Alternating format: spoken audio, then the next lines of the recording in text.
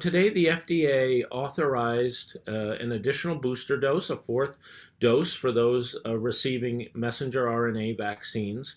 And they basically targeted two vulnerable populations: the adults older than 50 years of age, and then those who are immunocompromised for the BioNTech 12 and older, for the Moderna vaccine 18 years and older.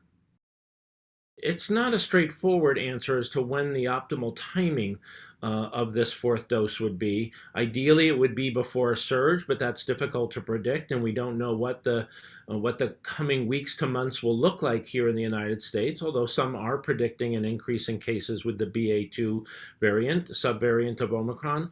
But it may be for some individuals best to wait until the fall, perhaps when they get their influenza vaccine, in an expectation that we'll see kind of a winter surge of a respiratory virus like SARS-CoV-2. I'm going to wait, I think, to get a booster dose. I'm not sure, I don't have an underlying medical condition that places me at higher risk. I recognize that there is some decreased vaccine effectiveness against severe disease, whether that's hospitalization, mechanical ventilation, or death.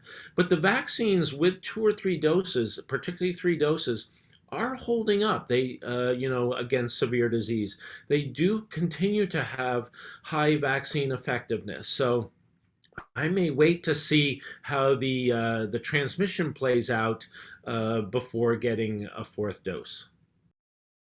For the immunocompromised population, I think it's reasonable to extend it as low as 12 because those individuals are at risk. I perhaps was a little more surprised that for adults, the age range was as low as 50, rather than say a 65-year-old year cutoff.